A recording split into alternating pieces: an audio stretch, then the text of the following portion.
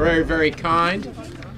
Many folks from Tibet, Tibetan heritage, Taiwan, the Uyghurs, Mongolians all came to my office to talk to me about what's happening to them and what has happened to them, and we simply cannot stand for it. We simply cannot allow it, and it takes more than conversations, more than discussions. Takes action. Action is what is required.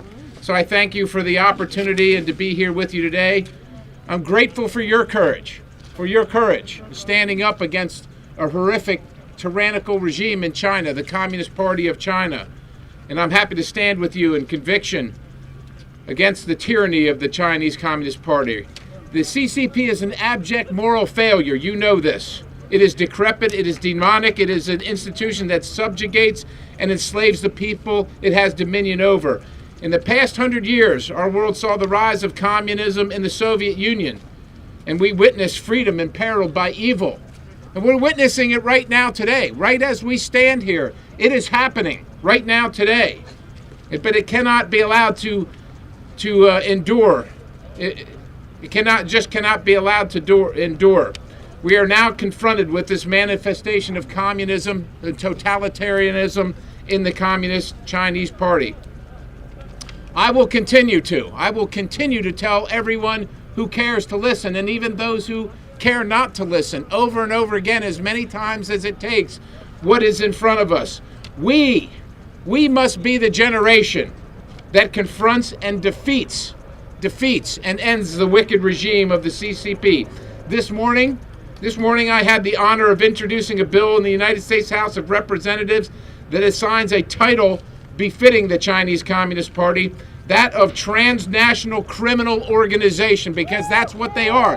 They are criminals.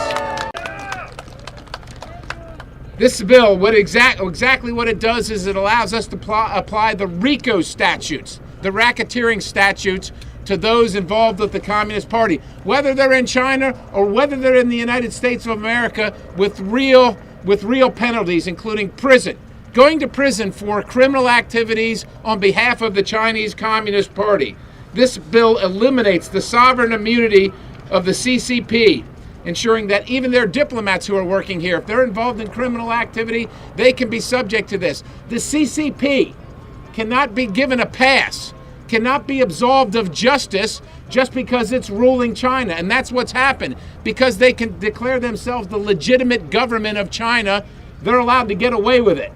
They're allowed to get away with oppression, concentration camps, all kinds of horrific things that you already know about. Whether it's the Falun Gong, whether it's our friends in Mongolia, whether it's taking over Tibet, all of it has to end, and it's criminal activity that must be recognized and stood against by the whole world community, and the United States must lead. I want to thank you for the opportunity to speak to you here today, and thank those of you for listening, and thank those of you who are standing up, because when you stand up, you know that the Chinese Communist Party puts a mark on you, right? They're after every single one of us here, and they would do what they can to extinguish our voices, but we're not going to let them. Because we're going to stand together and we're going to do something about the scourge of the Communist Chinese Party, and we're going to hold them accountable, we're going to bring them to justice, and we're going to end their tyranny. Thank you. God bless you.